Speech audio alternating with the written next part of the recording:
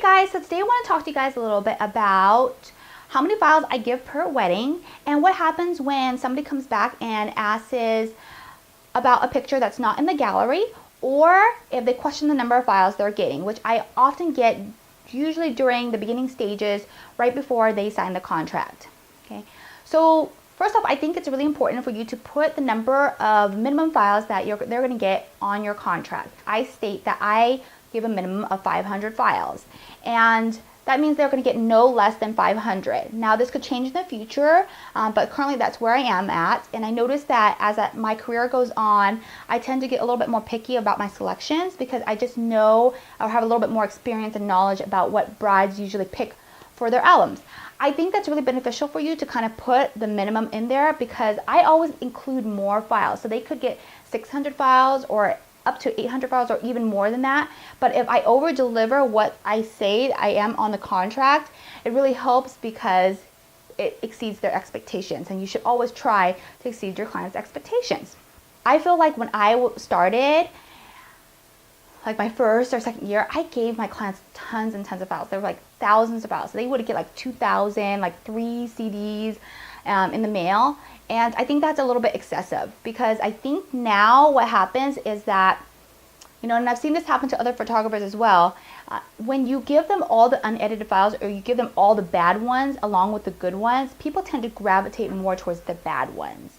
So, later on in your future, if something happens, those files can be pulled up and cause some negativity in your business. Even if there's a handful or if there's hundreds and hundreds of great files, they're always going to talk about the ones that weren't so great. Oh, there was tons of them that were bad lighting, there were tons of them that were not in focus and things like that. They tend to gravitate towards that a little bit more.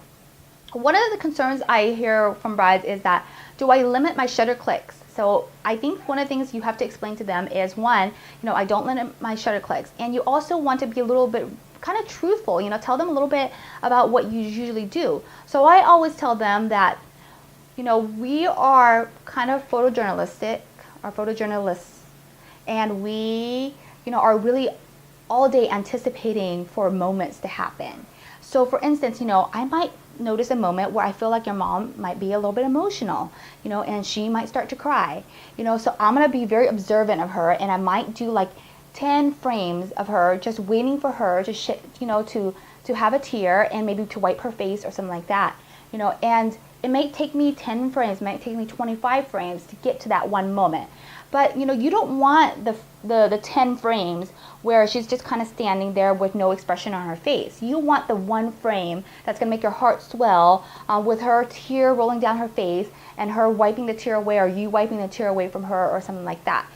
So it kind of helps explain to them that although I don't limit my shutter clicks, the reason why I'm getting rid of some excess photos is because I'm trying to get that one moment captured. It really helps when you explain this to them regarding like the garden bouquet toss. During the garden bouquet toss, a lot of things are happening really, really, really fast and really rapidly.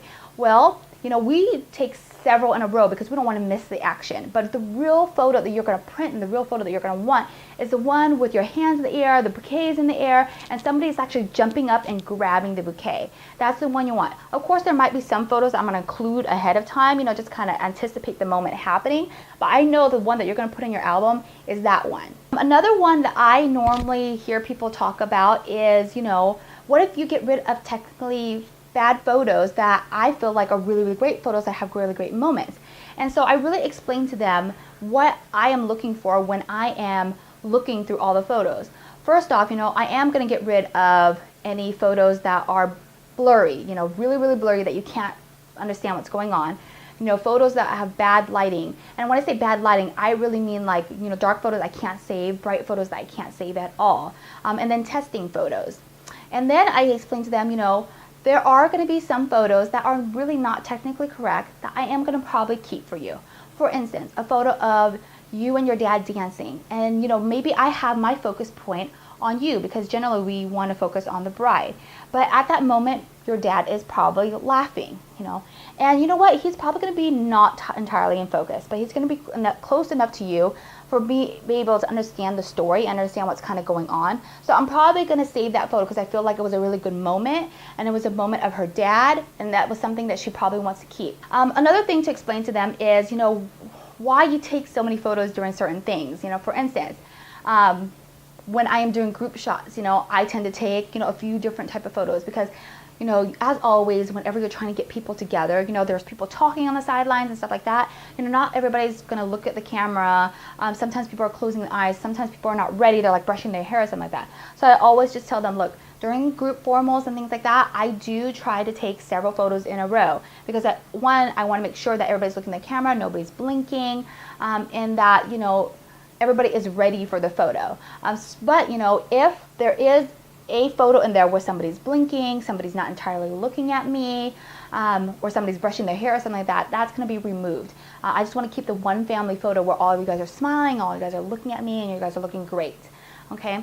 So if a client comes back to you after you have basically kind of explained all that and still asks you, you know, about the number of files, because they're still kind of concerned, you know, because maybe they have their friends and their family gotten like thousands of photos and they're worried about you only giving them 600. I would basically send them a link to a whole wedding gallery. This really kind of helps because they basically see from beginning to end that this couple got basically every photo and told their story all the way to the end with only 700 files, you know. So this really helps, you know, kind of give them an idea of what they're actually going to be getting in their gallery, so that way they feel like you're not going to be missing any moments and you're not taking out any moments that they really, really desire. And then if they still come back and still ask you, if you have a really difficult client, then I would just send them like 10 really bad photos. You know, send them 10 photos that you deleted, and give them the reason why you deleted them. And they're going to see, oh, okay, yeah, why would I want to include that in my photos? You know, because sometimes I've had bride and grooms that took the disc and like went to like Kinko's or Walmart or something, which I don't recommend, but if they do and they print like the whole like 600 files, which I don't know why they would do that. But you know, think about if you had given them a disc of like 1,000 images, there were blurry images and stuff in there, you know, and they wasted their money on a blurry image. I don't think they would want that, right? You know, if you are a photographer and you're just wondering, you know, what's a good amount of photos to give to your client, I hope this video kind of helps you. And if you are a bride and groom and you are kind of worried about the number of photos you're getting from your photographer, hopefully this kind of clears up for you why we choose certain type of photos and kind of, you know, what our process and our thought is throughout the day. So I do videos every Thursday. Make sure you subscribe to this channel to keep up more tips and tricks. I will talk to you next time.